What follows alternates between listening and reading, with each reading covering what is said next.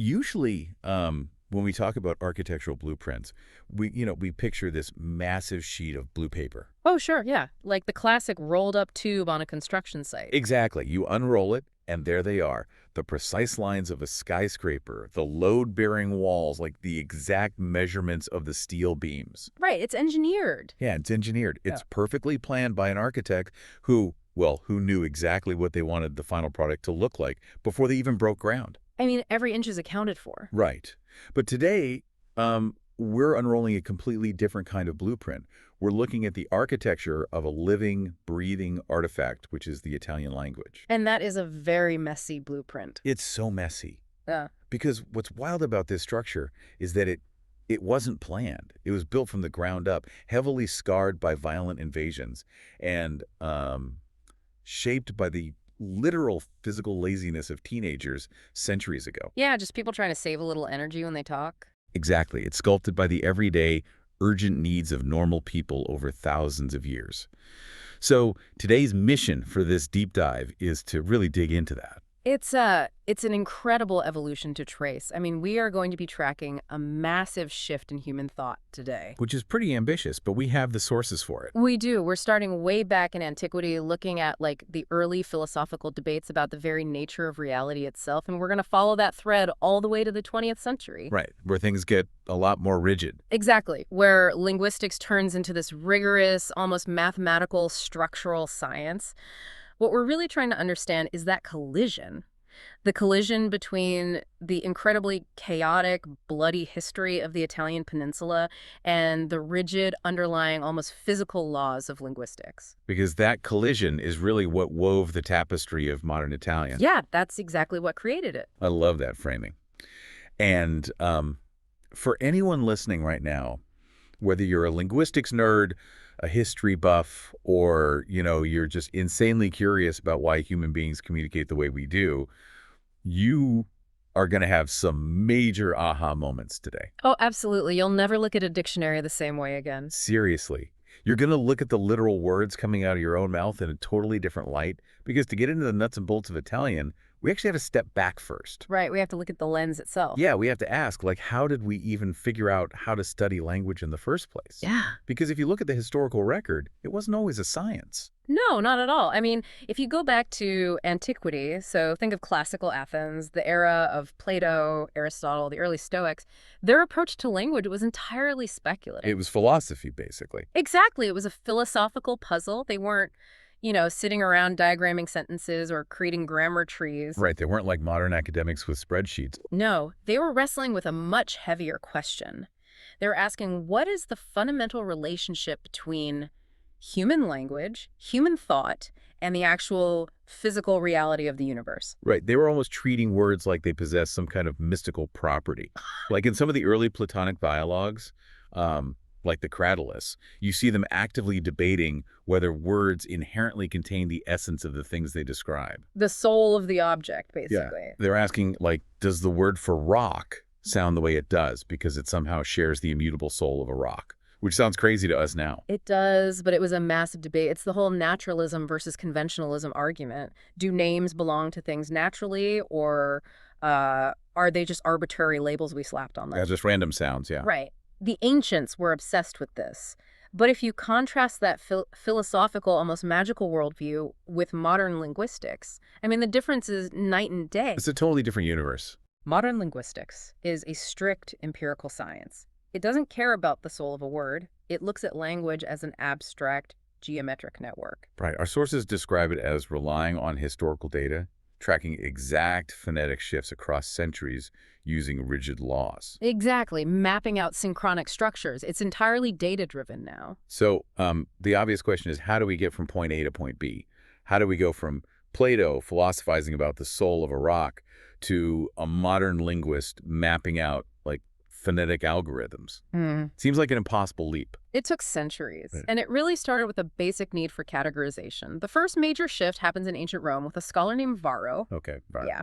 He wrote this massive treatise called De Lingua Latina, and he's essentially the guy who kicks off what we call the analogy versus anomaly debate. Right. And this debate is really the cradle of Western grammar. Let's break that down because the analogy versus anomaly debate, it feels like a fight that is still happening today in almost every scientific field. Oh, it completely is. So, the analogists, they were the structuralists of their day. They argued that language is, at its core, a perfectly ordered system. It is rules. Right. They thought it was perfectly logical. It follows strict mathematical rules of proportion and analogy. In their view, if you know the foundational rules of the language, you should be able to predict literally any word form. Like if you know how one noun declines, you know how they all decline. Exactly. It's a neat, tidy box. But anyone who has ever tried to learn a foreign language knows that is absolutely not true. There are exceptions everywhere, which I assume brings in the anomalists.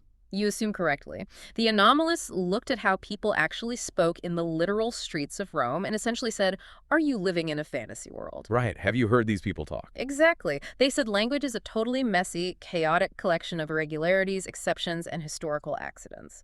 They argued that custom, just everyday usage completely overrules any kind of strict logical framework. It's a classic battle. It's between the people who desperately want the universe to fit into a neat, color-coded spreadsheet and the people who just accept that the universe is a giant junk drawer.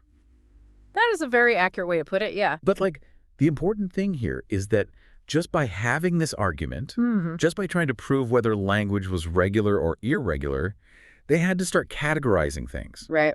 They had to invent the concept of nouns and verbs and cases just to establish the rules they were fighting over. Yes.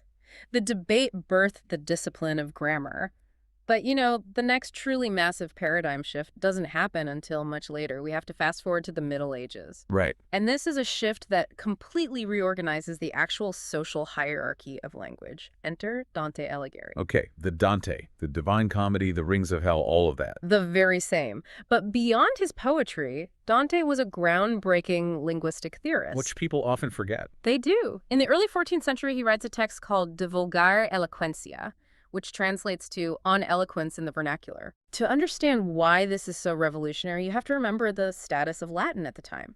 Latin was considered the only real language. Right, it was the language of the church. The church, the law, the universities. It was fixed, it was artificial, and it carried all the prestige. The spoken languages of the streets, the vernaculars, the vulgar, they were considered lesser. Corrupt.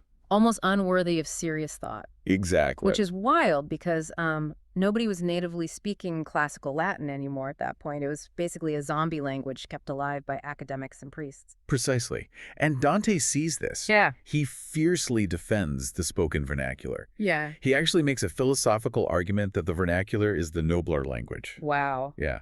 Why? Because it's natural. It's the language of our first words, Right. The language we learn from our mothers without needing a textbook. Latin, he argued, was just a secondary artificial construct. I want to pause on that because the political and social risk Dante is taking here is massive. Oh, it's huge. Right. He is telling the medieval establishment, the church, and the entire academic world that the street slang spoken by uneducated peasants has more inherent nobility than the language of God's scriptures. That is a really dangerous intellectual position to take in the 1300s. It was incredibly bold. And the thing is, he didn't just write a philosophical defense. He did the empirical work to back it up. Right, the mapping. Yeah, Dante essentially became the first dialectologist. He systematically surveyed the Italian peninsula.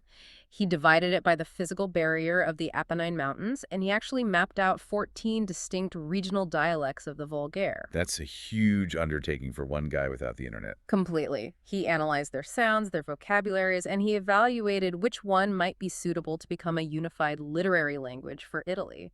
He was doing field linguistics centuries before linguistics was even a recognized field. So Dante basically elevates the street language. He gives it dignity. But then if we move forward a couple of centuries into the Renaissance, the pendulum swings hard in the opposite direction. It really does. We hit this era of intensive reconstruction, right? Driven by humanist philologists, scholars like Pietro Bembo, Leonardo Bruni, Flavio Biondo, and they kick off this massive cultural argument that our sources call the question della lingua, the question of the language. Right. And to understand the humanists, you have to remember their primary obsession They idolized classical antiquity. They were obsessed with Rome. Completely obsessed. They were spending their lives in monasteries, blowing the dust off forgotten, perfect classical Latin manuscripts by Cicero and Virgil. Okay, I have to challenge something about their mindset here, though, because the historical record regarding this questione della lingua almost sounds like a joke. Oh, so? Well, the texts indicate that these brilliant Renaissance scholars were actively debating whether the Italian language was birthed by Germanic barbarian invasions or just by, like, general societal laziness. Were they seriously arguing that the beautiful, poetic Italian of Florence was just broken, ruined Latin? They absolutely were. That was their genuine belief. That's crazy. When a humanist scholar walked out of his study, right, his head is just full of Cicero's elegant, perfectly structured Latin syntax. And then he listened to the merchants shouting in the Florentine markets. He didn't hear a beautiful new language. He heard trash. Basically, yes. He heard a corrupted ruin. He heard the shattered remnants of Rome. You barbarians broke our grammar. That was literally Leonardo Bruni's argument. Bruni argued a catastrophic theory. He thought that the Germanic invasions, the Goths, the Lombards, the Franks, literally broke the Latin language through violence, ignorance, and the forced mixture of their harsh foreign tongues with Roman speech. And what was the alternative theory? Well, Flavio Biondo argued for a more gradual internal decay. He thought the language just slowly eroded over centuries of neglect and, changing demographics. It sounds so arrogant to us today to look at a thriving, living language and call it a ruin. But paradoxically, this arrogant debate actually forces them to invent historical linguistics, doesn't it? Exactly. Because to prove their respective theories, whether it's barbarian violence or slow decay, these scholars had to start reconstructing the past. They needed evidence. Right. They couldn't just philosophize anymore. They had to take a classical Latin word and trace exactly how, step by step, century by century, it devolved into a modern Italian word. They had to dig into the archives. Yes. And that specific desire to trace the decay is what set the stage for the rigorous scientific historical linguistics that would explode later in the 19th century. Okay, so this brings us to a massive conceptual shift, because to truly crack the code of how Italian or any language works, scholars eventually had to change their entire framework. A total paradigm shift, yeah. Right. They had to shift from looking at the movie of language history to looking at a single frozen snapshot. We're moving out of the Renaissance now and into the 19th and 20th centuries. We're transitioning from a focus purely on time to a focus purely on structure. Yes, and let's look at the 19th century first. The metaphor often used in our sources for this era of linguistics is a complex, mechanical pocket watch. I love that image. This era is defined by the diachronic approach. Diachronic comes from Greek, meaning across time. The primary, almost exclusive goal of 19th century linguistics was historical reconstruction. They wanted to know the deep origins of words. And they were operating in an era that was obsessed with the hard sciences. You have Darwin changing biology, physics is making massive strides. The linguists wanted that exact level of scientific certainty. Exactly. They wanted to be seen as scientists. We see figures like Friedrich Christian Dies and this group of German scholars called the Neo-Grammarians. Specifically, people like Wilhelm Meyer-Lübke. Yeah. They didn't just want to guess where words came from anymore. They wanted mathematical proof. So they developed what became known as the critical method. And the critical method completely changed the discipline. The Neo-Grammarians made a really radical claim. They believed that language change was not random, and it was definitely not driven by human whimsy. So what drove it? They proposed that phonetic laws, the rules governing how physical sounds change over centuries, operate with absolute, blind, mechanical necessity. So they were treating phonetic laws literally like the law of gravity. If I drop an apple, it falls every single time. Right.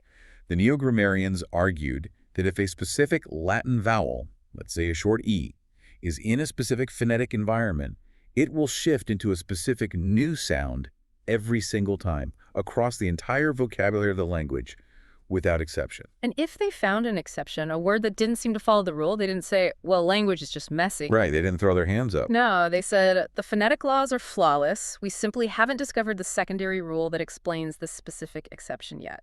That is so rigid. It was incredibly rigorous. They were tracking sound shifts like physicists tracking particle decay. And to be fair, it allowed them to reconstruct the ancestral roots of the Indo-European language family with astonishing accuracy. But then, the 20th century arrives, and a brilliant linguist basically walks into the room, looks at all these incredibly detailed historical timelines and says, this is entirely the wrong way to look at language. Yes. And the entire discipline gets turned on its head again. We move from the ticking pocket watch to an abstract geometric network. We move from the diachronic approach to the synchronic approach. And the architect of this revolution is Ferdinand de Saussure, a Swiss linguist, alongside the brilliant minds of the Prague School, like Roman Jakobson and Nikolai Trubetskoy. They invent what we now call structuralism. Hold on, explain the synchronic approach for me, because ignoring history seems counterintuitive when you're studying something that obviously evolved over thousands of years. It does seem strange at first. Synchronic basically means together with time, or practically speaking, frozen at a single point in time. Saussure argued that if you want to understand how a language actually functions, you have to stop caring about where the words came from centuries ago. You have to analyze the language as a static, complete, self-contained system frozen in the present moment. So he's basically saying that when I'm speaking to you right now, neither of us is thinking about the Latin roots of our words. Exactly. The history doesn't help us communicate in this room. The only thing that matters is how the words relate to each other right now. Precisely. To explain this, Saussure introduced a conceptual distinction that is arguably the foundational bedrock of all modern linguistics. Let's hear it. It's the division between langue and parole. Langue and parole. Right. Langue is the French word for language, but in Saussure's specific terminology, it means the abstract over-individual system of signs. So it's like a social contract. Exactly. It's the invisible collective rule book that exists in the minds of a community. You can't see it or touch it, but it governs everything about how we speak. And parole. Parole is the French word for speech. It is the actual physical, localized act of a human being opening their mouth and producing sound in a specific moment. It is the execution of those rules. Okay. So langue is social and abstract. Parole is individual and concrete. This is a pretty heavy abstract concept, so let's ground it. Let's use an analogy for everyone listening. Think of langue as the rule book of chess. Oh, that's a perfect analogy. The rules dictate that the knight moves in an L shape, the bishop moves diagonally, the board is an 8x8 grid. That abstract system, that langue, exists perfectly whether a game is currently being played or not. Yes, the rules are completely independent of the players. Right. Now, parole is the actual game of chess you and I play on a Tuesday night. It's my decision to move my knight to a specific square. It's the aggressive strategy you use.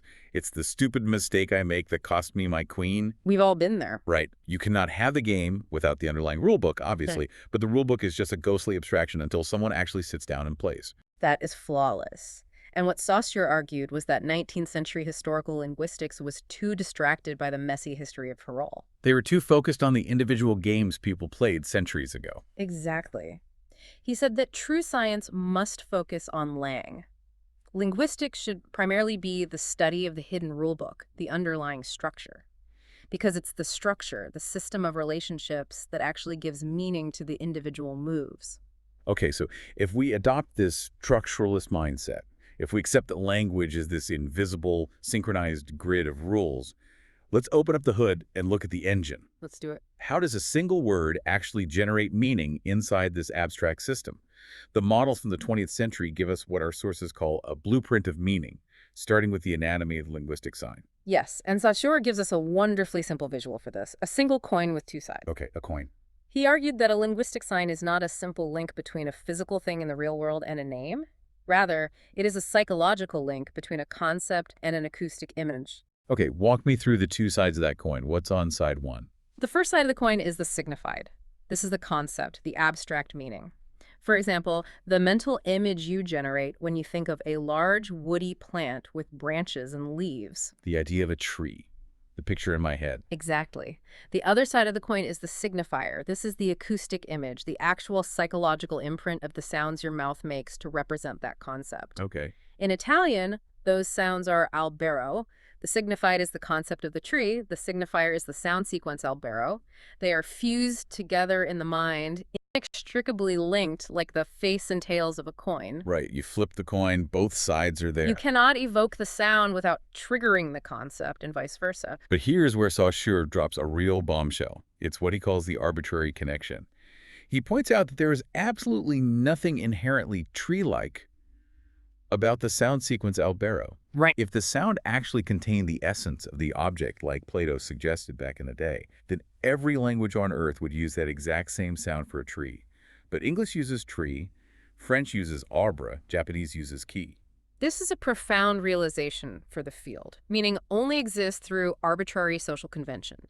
A community simply agrees, implicitly, that this specific random sequence of sounds equals that leafy object. But wait, if the connection is completely arbitrary, how does the word actually hold its meaning? How does it not just drift into nonsense? Saussures' answer is through contrast. The signifier albero means tree, primarily because it is distinctly not the signifier for bush, which is cespulio or rock, sasso or flower, fiore.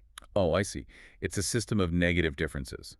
A word is defined by the space it occupies in relation to all the other words around it. It's like a jigsaw puzzle piece, you know. You know what it is based on the shape of the pieces that fit around it. Exactly. And those differences, those relationships, are organized on a very strict grid. To understand how language functions synchronically, how you actually build a sentence, we have to look at the two intersecting axes of this grid. Let's do it. What are the axes? First, we have the syntagmatic axis. This is the horizontal line. It represents the rules of syntax, grammar, and word order.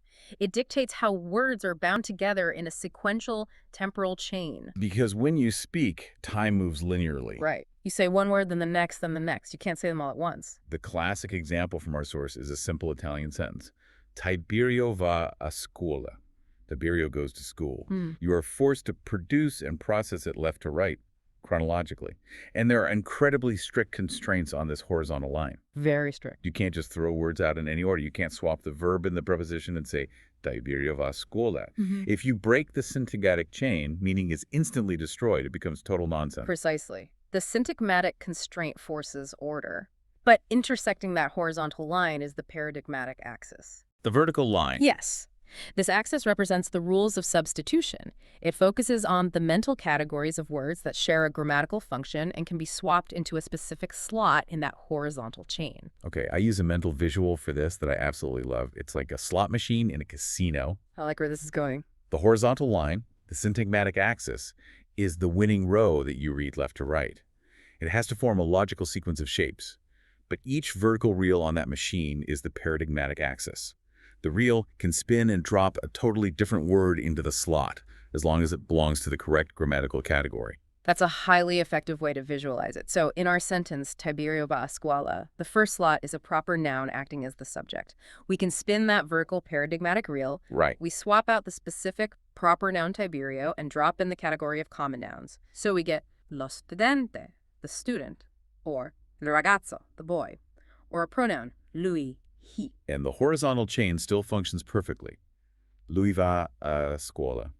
He goes to school. Exactly. Or you can spin the verb real. You can replace the indicative va goes with the conditional andrebbe would go. So Tiberio andrebbe a scuola. The meaning changes, but the structural integrity of the grid remains completely intact. It's bulletproof. Every single sentence you speak, every thought you articulate is a simultaneous navigation of these two axes. You are constantly subconsciously selecting words from vertical, paradigmatic, mental categories and weaving them into horizontal syntagmatic phonetic chains. It is a highly rigid, flawlessly structured grid. Oh, wait. I need to stop you here. Because this brings up a massive glaring contradiction. And honestly, it's kind of the core tension of this entire deep dive. What's the contradiction? Well, if Saussure's grid of meaning is so incredibly structured, if it is this rigid, mathematical, perfectly balanced rulebook of lang where everything relies on everything else, how does a language ever break those rules to evolve? Like, how do we get from Caesar's Latin to modern Italian without completely breaking the system? If I start swapping words or changing sounds that don't fit the strict rules, shouldn't communication just collapse into chaos? That is literally the million-dollar question in linguistics. How does a synchronic system survive diachronic change? Exactly. To answer it, we have to look at the engine of change. And linguists explain this using two interlocking gears. The first gear was identified by a German linguist named Hermann Paul, and he called it usus, or usage. Let's unpack usus. What does he mean by that? Paul observed a fundamental truth about human nature. Everyday speakers do not care about the overarching structure of language. Yeah, of course not. They are not walking around thinking about their paradigmatic axis. Their only goal is immediate communicative need. They want to transfer a thought from their brain to your brain with the absolute least amount of effort possible. Right. When I'm in a rush ordering a coffee in the morning, I'm not reciting perfectly structured formal prose. I'm grunting out fragments, like large drip, black. I am driven purely by pragmatic utility. I'm lazy. We're all lazy. Lazy has a negative connotation, but in linguistics, we just call it the economy of effort.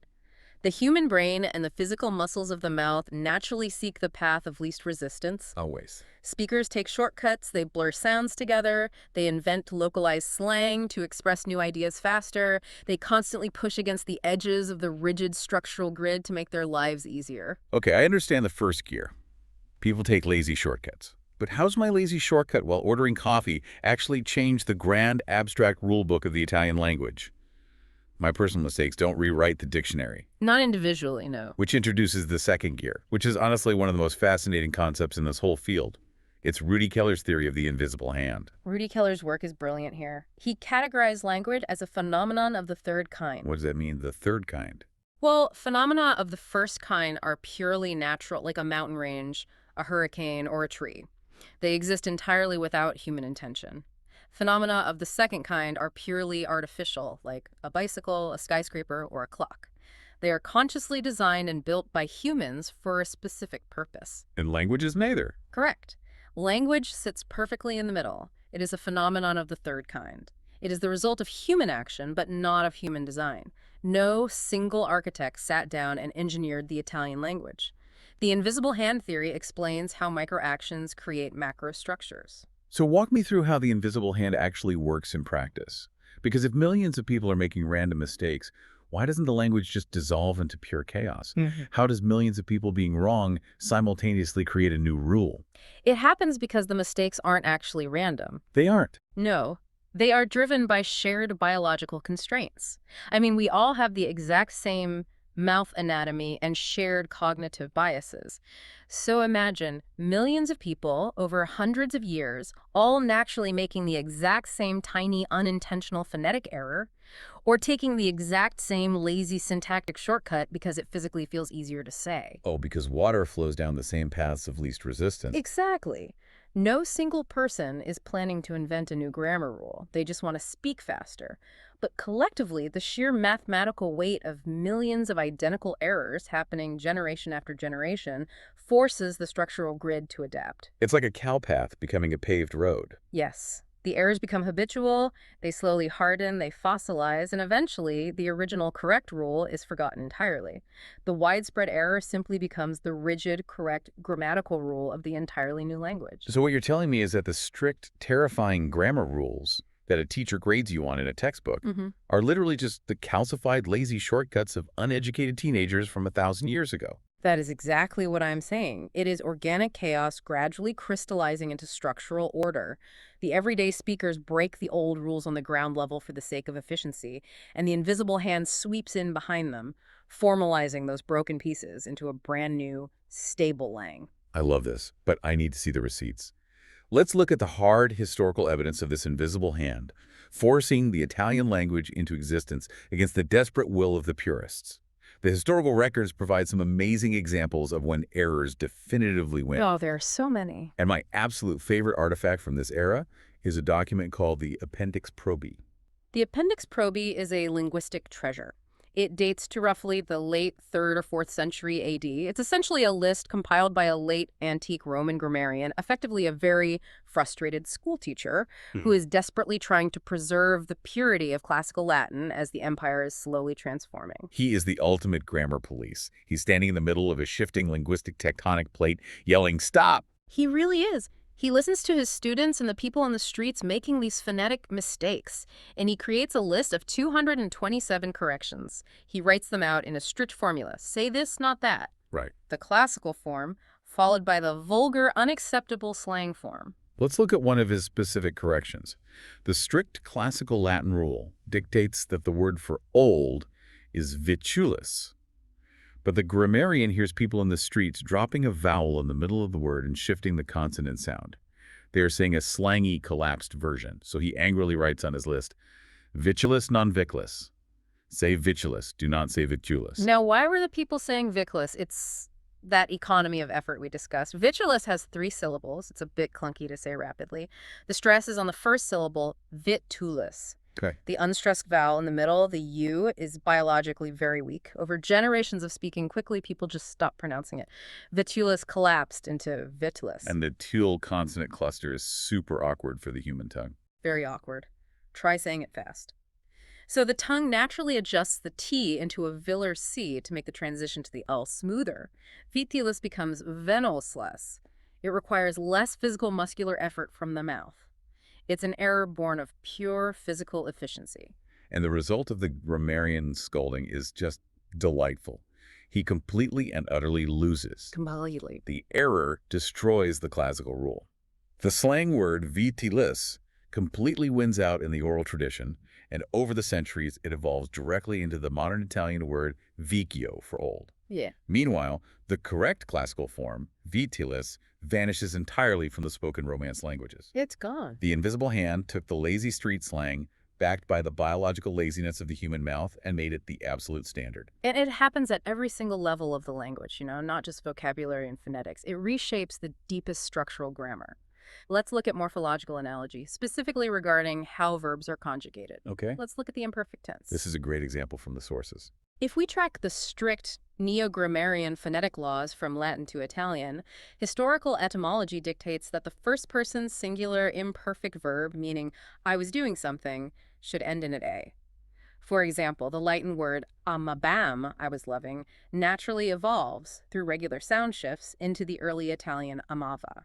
So if I lived in the 1300s and wanted to say I was loving, the historically accurate, correct way to say it was io ama. Correct. And looking at the text from 16th century purists, they fought tooth and nail to keep this ending. They knew their Latin history. They said that E is the only correct form. But the invisible hand of everyday usage doesn't care about Latin history. It cares about internal patterns and cognitive efficiency. Down in Florence, everyday speakers noticed a pattern. In the present tense, the first-person singular always ends in O. Right. Imo, I love. Sono, I am. Vido, I see. Dormo, I sleep. Exactly. It's a highly regular, comforting pattern. The human brain absolutely loves symmetry. So these everyday speakers looked at the imperfect tense. They saw that weird A ending for the first person, io in the maver, and their brains subconsciously registered a glitch. They went, that doesn't match my internal paradigmatic grid. That A feels like a third-person ending. Exactly. It created cognitive friction. So purely organically, without any central planning, speakers began mirroring the present tense endings, projecting that familiar O onto the imperfect tense. They stopped saying amava and started saying amavo. Wow. Now, from a historical etymological standpoint, amava was completely incorrect. It was a morphological error driven entirely by mental analogy. But the organic systemic pressure of the human brain wanting symmetry was vastly stronger than the pedantic arguments of the grammarians. The purists lost again. The analogical error won, giving us the modern Italian standard we use today. Io amavo. It's a perfect demonstration of Saussures' synchronic grid rebalancing itself. The internal logic of the present-day system completely overpowered the diachronic history of the word. This is so vindicating for anyone who has ever failed a grammar test. You weren't wrong. You were just instinctively predicting the linguistic shifts of the next century. That's one way to look at it. But I want to dig deeper into the physical mechanics here. Because these mutations aren't just random magic. There is an actual mechanical taxonomy to how words warp over time. It's like we're in a laboratory examining how DNA mutates, but we're looking at syllables. Let's walk through the 4 major mechanics of linguistic mutation. It is a very systematic taxonomy, yes. The first broad category is semantic shift. In this case, the phonetic body of the word, the signifier, stays relatively stable, but the internal meaning, the signified concept it points to, shifts entirely over time. Okay. Meanings can broaden to cover more things, they can narrow to become more specific, or they can experience elevation or degradation in social status. The journey of the word cabellum is the perfect illustration of this. Yes. In classical high-register Latin, if a poet or a general wanted to talk about a noble, beautiful horse, like a war horse, they used the word equus. Cabellum was a distinct, lower-register, almost vulgar word. It meant a pack horse, a nag, a beat-up workhorse dragging a heavy cart. But over the centuries, as the Roman Empire falls and society changes, the elegant, high-class word equus simply falls out of everyday use. The common people are mostly dealing with workhorses anyway, so cabellum becomes the only word in the room. And because it's the only word left, Kabbalam experiences a semantic elevation. It slowly loses its lowly, gritty connotation. It rises in status to fill the void left by EQUS, eventually becoming the standard, dignified word for any horse, which gives us the elegant modern Italian cavallo. The nag literally became the noble steed, the meaning elevated. Exactly. It's a true underdog story. Okay, next up we have the actual physical reshaping of words, phonetic addition and deletion. This is the phenomenon of sounds literally falling off the edges of a word, or new sounds being jammed into the middle of a word because the human mouth is just physically uncomfortable. The scientific terms for these phenomena are apocopy, which is the deletion of sounds at the end of a word, and epenthesis, which is the insertion of a new sound into the middle of a word. Let's look at apocopy first. Okay? Take the Latin word felicitatem, meaning happiness. Felicitatum. It's very long, very heavy, and multisyllabic. It is. Now imagine everyday speakers saying that word rapidly, thousands of times a day, for centuries. The end of the word simply erodes away, the speakers run out of breath, or they rush to the next word in the sentence. Great. The word drops its heavy tail, undergoing apocope, to become the much lighter, punchier Italian felicita. The meaning is retained, but the physical mass of the word is reduced for efficiency. And then there's the opposite phenomenon, epenthesis, which is wild to me. Let's look at the Latin word ruinem, meaning ruin. In the word ruinem, you have two vowels sitting right next to each other, the U and the I. This is called a hiatus. From an articulatory standpoint, transitioning directly from a U to an I requires a distinct, somewhat awkward shifting of the tongue and lips without a consonant to act as a stepping stone. It feels unstable in the mouth. It feels like there's an empty gap. Exactly. So, purely to make the physical articulation smoother, everyday speakers literally hallucinated a consonant. Through epenthesis, they shoved a V sound right in the middle of that hiatus to bridge the gap. Runeam inexplicably becomes the modern Italian ravina. Wow. They just built a phonetic bridge where there wasn't one, simply to make the mouth's job easier. It's literally the physical comfort of the vocal cords dictating the dictionary spelling of the future. Essentially, yes. The third category is phonetic alteration. This is where things get really scientific. We're looking at phenomena like palatalization or affrication. This isn't adding or dropping sounds. This is when the actual physical quality of consonant morphs because it gets dragged around by the vowel sitting next to it. The classic textbook example of this is the Latin word centum, meaning 100. In classical Latin, that C was a hard velar stop, a K sound. It was pronounced centum. Okay, let's break down the physical mechanics of why centum changed. The K sound is made way back in the throat on the soft palate, the velum. But the next letter is E, which is a front vowel. To say E, your tongue has to rush all the way to the front of the mouth. Right, so if you say centum slowly, you can feel the travel distance. Try it. Yeah, centum. It's a long trip for the tongue. But as people spoke faster over generations, the brain tried to save split seconds of time.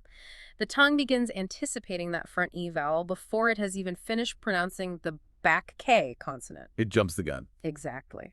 The anticipation literally drags the articulation of the consonant forward in the mouth. The hard back K softens, it moves toward the hard palate, it palatalizes, transitioning into a K sound, and eventually, over centuries, it hardens into the soft, affricate chest sound we know today. Ah. The classical centum softens entirely into the beautiful Italian cento. It is a mutation driven purely by the physical aerodynamics of the human mouth. That is amazing. And finally, we have rearrangement, technically known as metathesis. This is when the sequence of sounds in a word literally swaps places. Metathesis usually occurs to make a word flow better rhythmically or to avoid awkward consonant clusters. It's like a phonetic jigsaw puzzle. The Latin word for always is semper. But somewhere along the line, the rhythm of spoken Italian shifted. People didn't like the heavy R sound closing the syllable at the end, so they just took the E and the R, picked them up, and flipped them around entirely. Right. Semper becomes modern Italian sempre. It's subtle, but it's a profound structural mutation. When you combine all these mechanical processes, semantic shifts, apocope, epenthesis, palatalization, metathesis, you realize that a word surviving 1,000 years of human use is like a wooden ship sailing through a centuries-long storm. Oh, it's good. It arrives in the modern port missing a mast, with a patched hull carrying completely different cargo than it started with. I absolutely love that visual. But Up until now, we've really only looked at how language mutates from the inside out. We've been looking at a closed system driven by the internal laziness, efficiency, and biology of the speakers. But Italy wasn't living in a vacuum. It was a geographical pressure cooker. Oh, absolutely. To understand the external forces, the linguistic models offer this incredible geological metaphor, the stratigraphy of language contact. It is highly effective to visualize language as layers of rock stacked on top of each other. The massive foundational middle layer is what we call the stratum. For Italian, this stratum is Vulgar Latin, the continuously spoken Latin of the masses slowly evolving into the various Italo-Romance dialects. This is the unbroken surviving linguistic core. But this core is taking a brutal beating. It is constantly being pushed from below by ancient ghosts, it's being crushed from above by barbarians, and it's being squeezed from the sides by merchants. Let's zoom in on the vertical pressures first, what linguists call the diagnostics of conquest. These are the linguistic scars left by war, invasion, and cultural assimilation. Let's start with the pressure pushing up from the bottom, the substratum. The substratum represents the ghost languages of the conquered peoples. You have to remember that before the Roman Republic expanded and aggressively unified the peninsula, Italy was incredibly diverse linguistically. Very diverse. You had the highly advanced Etruscans in the north center, you had the Oscans and Umbrians in the south, Celtic tribes in the far north, and Greek colonies in Sicily. As Rome conquered them militarily, these indigenous populations eventually realized that to participate in the new economy and legal system, they had to adopt Latin. Over generations, their original native languages died out. But a language doesn't just vanish into thin air without leaving a trace, right? How does a dead language physically alter the Latin that replaced it? Think about what happens when an adult learns a second language today. They speak it with a heavy native accent. When an ancient Etruscan finally learned Latin, they spoke it with an Etruscan accent. They applied their native phonetic habits to the new Roman vocabulary, and they inevitably brought some of their native everyday vocabulary with them into the new language. Right. This is the substratum pushing up into the Latin core. So they gifted us lexical artifacts, words that the Romans just absorbed because they were useful. Exactly. The Etruscans, for instance, were deeply involved in theater and architecture before the Romans assimilated them. Consequently, they gave us vital words that survived into modern Italian. The word persona originally comes from an Etruscan word meaning a theatrical mask, or the role in actor plays. They also gave us finestra, the word for window. But it wasn't just vocabulary, it was phonetic scars. This is the part that completely blows my mind. The accents of dead civilizations are still bleeding through the Italian language today. They absolutely are. The most famous example is the Oscan substratum in the south of Italy. The Oscan language, before it went extinct, had a very specific phonetic habit. They strongly assimilated the N consonant cluster into a double N. Let's look at the mechanics of that. The N and the D are both pronounced with the tongue on the alveolar ridge, right behind the top teeth. But N is a nasal, where air flows through the nose, and D is a plosive, where you build up air and release it. Transitioning between them takes effort. It does. The Oscans found it physically easier to just hold the tongue in place and turn the whole cluster into a long, continuous nasal N. Economy of effort again. Exactly. So when the Oscan people were forced to learn the Latin word quando, meaning when, their muscle memory took over, they couldn't comfortably produce the N. They naturally pronounced it with their native accent, quano. And here is the haunting part. If you traveled to southern Italy today, specifically in the Neapolitan dialects and the surrounding regions of Campania, you will still hear people say quando instead of the standard Italian quando. The Oscan language has been dead for over 2,000 years. Over 2 millennia, yeah. But that specific phonetic muscle memory survived. It passed from mother to child for 100 generations. When a kid in Naples says quando today, they are producing a phonetic echo of an extinct pre-Roman civilization. It is a stunning example of linguistic survival. That is the power of the substratum pushing up. Now let's flip it and look at the superstratum. This is the pressure crushing down from above. These are the languages of the conquerors. Right. Following the collapse of the Western Roman Empire in the 5th century, we enter a dark, chaotic period. The Volga wandering, the Great Migrations. The Italian peninsula is repeatedly invaded, sacked, and ruled by massive Germanic tribes. The Ostrogoths, the Lombards, the Franks. Now, the linguistic dynamic here is completely different from the substratum. These Germanic tribes were the new rulers. They had the swords, they had the castles. But crucially, they were a relatively small military elite. He didn't have the numbers. Right. They were vastly outnumbered by the native Romance-speaking population they had just conquered. Because of that demographic reality, over a few centuries, the conquerors eventually assimilated. The Lombards eventually stopped speaking Germanic and learned the evolving Italian dialects of the people they ruled. But before their Germanic languages dissolved into the Italian stratum, they left some heavy machinery parked on the lawn. And because they were a ruling warrior elite, the vocabulary they left behind is incredibly aggressive. It belongs almost entirely to the semantic domain of war, violence, conquest, and harsh daily survival. The Germanic superstratum gives Italian a very muscular, visceral vocabulary layer. The core Italian word for war today is guerra. That is of pure Germanic origin. It entirely replaced the classical Latin word for war, bellum. The Germanic warriors also left words like albergo. Which means hotel, right? Right. Today, an albergo is a nice hotel or a hostel, but the original Germanic root meant a fortified military camp or a garrison. And my favorite vivid example is the word for cheek, guancia. The etymological research suggests this likely derives from the Germanic terminology for the side pieces of their battle helmets that protected the face. It wasn't an anatomical term initially, it was a literal piece of armor. Think about the linguistic irony of that. Today, when an Italian grandmother lovingly pinches her grandson's cheek and says, "Che bella guancia," she's intimately using a word left behind by a terrifying barbarian warlord 1,500 years ago. That is the violent stratigraphy of language at work. So we have the ghost pushing up from the bottom, the warlords crushing down from the top. But you don't need to conquer a country with swords to change its dictionary. You just need to have something they want to buy, or you need to be perceived as culturally cooler than them. Which brings us to the horizontal pressure, the adstratum. These are the geographic, cultural waves of influence sweeping across the peninsula sideways over the centuries, driven by trade, diplomacy, and prestige. There are three major waves of adstratum influence that heavily shaped modern Italian. Okay, what's the first one? The first significant wave flows during the 9th to the 11th centuries, the Arabic adstratum. Now, this wasn't mostly a military conquest, though there was conflict in Sicily. This influence primarily flowed through the massive, wealthy maritime trade networks coming from North Africa and Middle East into the southern ports of Italy. The Arab world during this period was experiencing a golden age of science, agriculture, and commerce. The merchants brought incredibly lucrative trade goods, exotic agricultural products, and advanced mathematics to the relatively poorer European ports. And, as is the absolute rule in linguistics, if you borrow the physical object, you usually borrow the word attached to it. You don't invent a new word for a foreign fruit, you just use their word. The Arabic trade networks gave Italians some massive everyday words.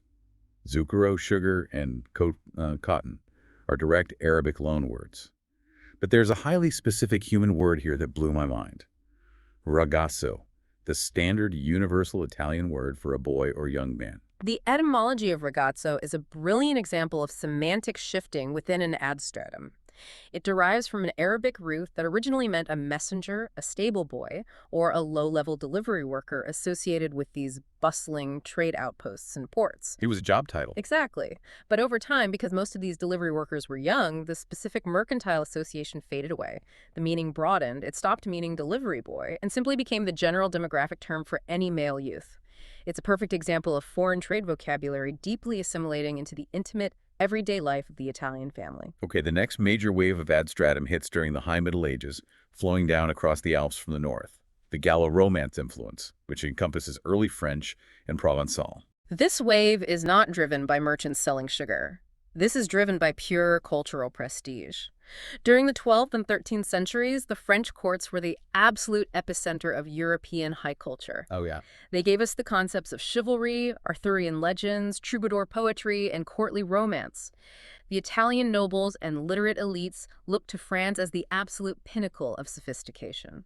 Consequently, Italian eagerly absorbed French vocabulary related to these prestigious, elegant domains. Italian imports words dealing with the psychology of the night.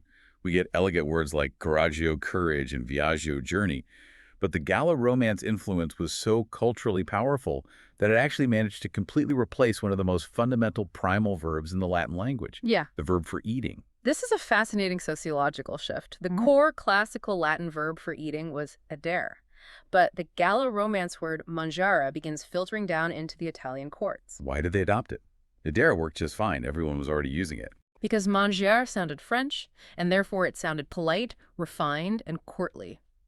It was the sophisticated way to say you were dining at a banquet, whereas the old native words felt rustic or animalistic by comparison. Wow. The cultural desire to sound sophisticated was so strong that mangiare totally pushed out the original Latin root, trickled down from the nobility to the peasants, became the absolute universal standard verb for eating in Italian today. You literally changed how you talk about chewing your food just to sound like a cool French knight. Yeah. That is the power of prestige. Yeah. Finally, skipping ahead to the 15th through 18th centuries, we see the Spanish ad stratum. Yes. This is driven by both political administration and profound social influence, as the Spanish Empire heavily dominated vast parts of Italy, particularly the Kingdom of Naples, Sicily, and Sardinia, for hundreds of years. The Spanish courts brought their own highly structured social etiquette and massive bureaucracies.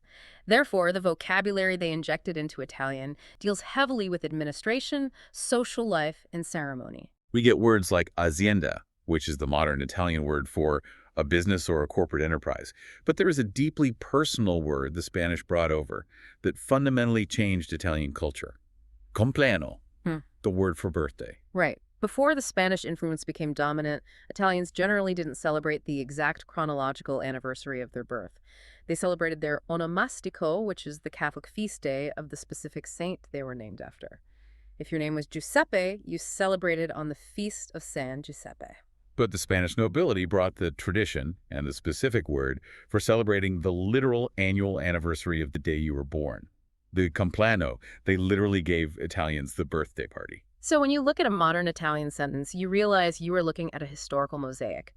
You might easily have an Etruscan noun acting as the subject, governed by a violent Germanic war verb, modified by a refined French adjective, dealing with an Arabic trade good. Which begs an obvious, incredibly difficult question.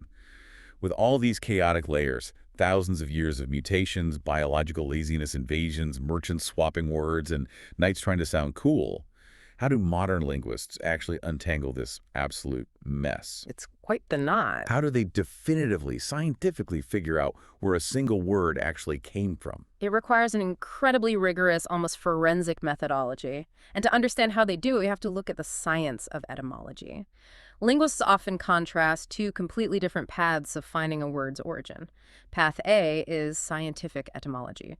This is firmly grounded in that diachronic critical method developed by the neo-grammarians we discussed earlier. This is the forensic science approach. It demands strict mathematical adherence to those phonetic laws, and it requires exhaustive historical tracking through written manuscripts to prove every single step of the word's journey. Precisely. A scientific etymologist cannot simply guess based on what sounds right or what makes a good story. Let's look at a triumph of scientific etymology. The scholar Ludovico Antonio Muratori wanted to find the deep origin of the Italian word macchia. Now, macchia means a thicket, a dense cluster of scrubby bushes, or the wild Mediterranean brushland. Finding the Latin root for scrubby bush sounds like a tough assignment. It is, but Muratori applied the strict phonetic laws. He worked backward from the sounds in macchia and traced them flawlessly back to the Latin word macula. Now, linguistically, the phonetic shift from macula to macchia perfectly aligns with the known unbreakable diachronic rules of palatalization and syncopation. The math worked perfectly. But wait, semantically there's a huge problem. I know a little Latin, and macula does not mean a bush. Macula literally means a spot or a stain. It's where we get the word immaculate, meaning without a spot. How on earth do you get from a stain to a Mediterranean bush? This is where Muratori had to combine strict phonetic science with a deep understanding of human psychology and metaphor. He realized it was a visual geographic shift. Oh, I see. Imagine you are a Roman standing on a high, rocky hill in Italy, looking down at a vast, dry, yellow valley.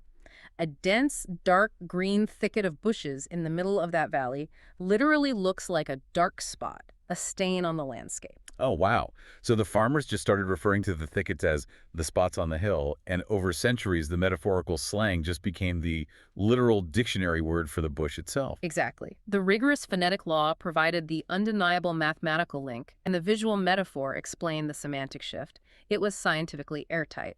Now let's look at Path B, which linguists call folk etymology or uncritical etymology. This is the comedic opposite of science. This is when scholars, or just regular people in a pub, base a word's origin purely on superficial formal resemblance. They just force a connection because it sounds good or tells a neat story. It is the intellectual trap of confirmation bias. You see patterns where none actually exist. The prime historical example of this trap is a 17th century scholar named Gilles Menage. Like Muratori, Menage also wanted to find the origin of the word macchia. Okay. But instead of following the blind phonetic laws, he started with the conclusion he wanted. He found a Latin word he felt should be the origin. The word dumus. What does dumus mean? Dumus actually means a bramble or a thorn bush. Okay, semantically, that makes perfect sense. A thorn bush is exactly what a macchia is. It's a much cleaner semantic link than Muratori's stain. Right. But phonetically, dumus sounds absolutely nothing like macchia. Yeah. They don't share a single consonant. How on earth did Menage connect them? Through sheer, convoluted, desperate willpower, Menage invented a completely imaginary, undocumented chain of phonetic decay to force the two words together. You're kidding? He published a theory claiming that dumus was spoken as dumum, which then decayed into duma, which somehow inexplicably morphed into dumacus, which then magically dropped its entire front half to become macula, which finally became macchia. That is insane linguistic gymnastics.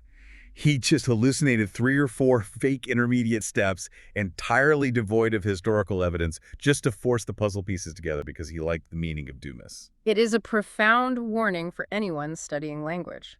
Folk etymologies are often incredibly charming, and they spread like wildfire because human beings are biologically wired to love a good, neat narrative.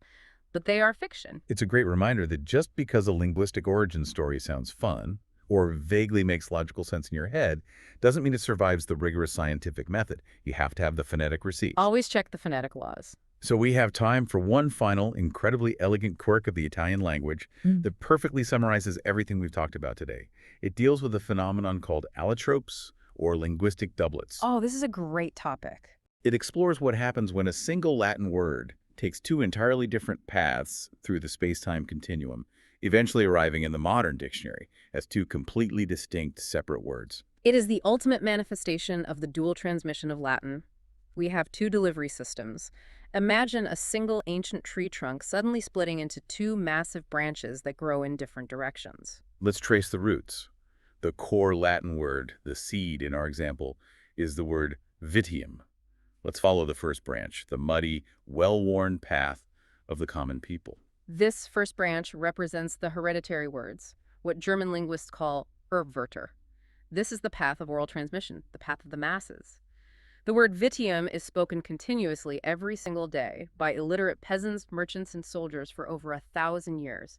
Because it is trapped in the living current of human speech, it is subjected to all those phonetic mutations and invisible hand forces we discussed. It gets battered by the economy of effort. The T cluster softens and affricates, the vowel shifts to an E. Exactly. Through centuries of natural organic decay, the word vitium gradually erodes, physically changing shape until it becomes the modern Italian word vezzo. And semantically, the meaning softens along with the consonants. In classical Latin, a vitium was a horrible, destructive sin or a critical flaw. But after 1,000 years of being tossed around in everyday conversation, the meaning of vezzo just becomes a habit, a cute quirk, or a slight, endearing mannerism. Right. It has been completely smoothed out by daily use, like a jagged piece of glass turning into sea glass. But then we have the second branch. The second branch represents the learned Ballawings or occultismi.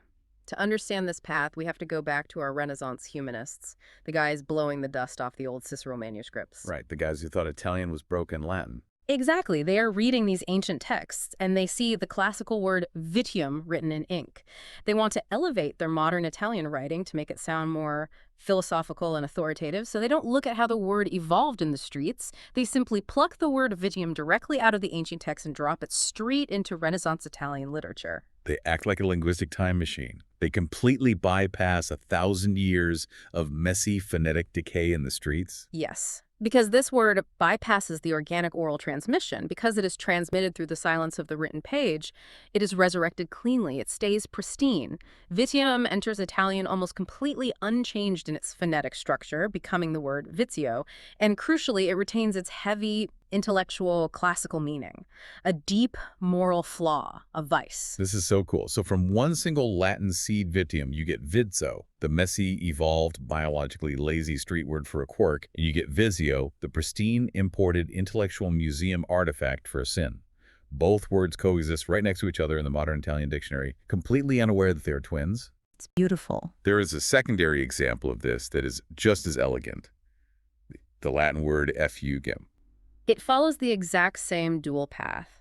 Following the hereditary spoken path of the masses, the hard, unvoiced C-K sound in fugem finds itself trapped between two vibrating vowels.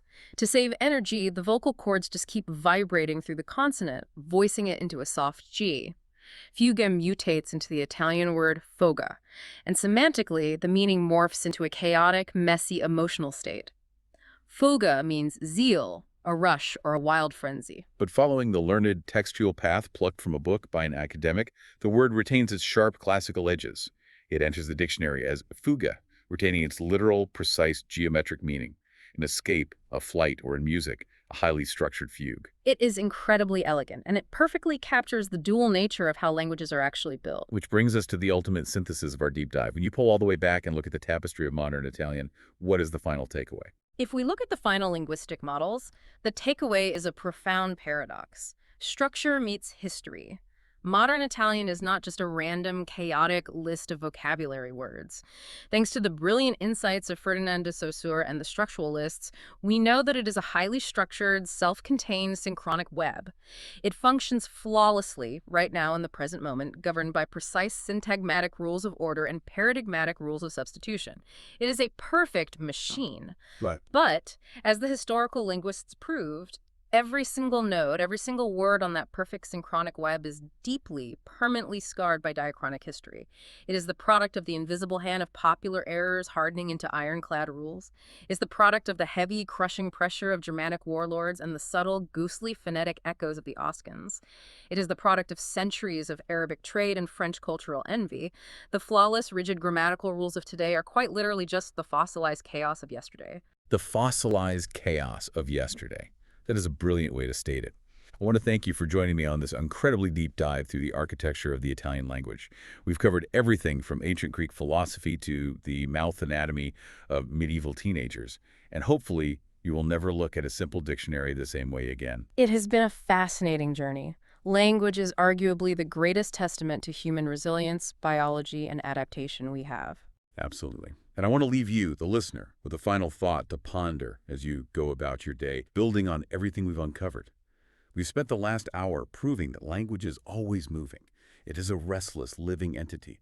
We've seen the empirical proof that the strict, uncompromising grammatical rules you were painstakingly taught in school, the rules you are graded on and scolded for breaking, are, in reality, just the hardened, successfully adopted mistakes of your ancestors. Which means something profound about the way you speak today. The slang you use in your texts, the lazy phonetic shortcuts your mouth takes when you're tired, the weird grammar errors you and your friends invent every single day just to be a little bit more efficient, those might just be the strict, uncompromising textbook grammatical rules of the year 3000. Some grammarian 1,000 years from now might be scolding a student for failing to use your lazy shortcut correctly. Every single time you open your mouth to speak, you aren't just reciting a dictionary, you are an active node in a living web, casting a tiny, almost invisible vote for what the architecture of human communication will become next. Keep listening, keep questioning, and keep exploring.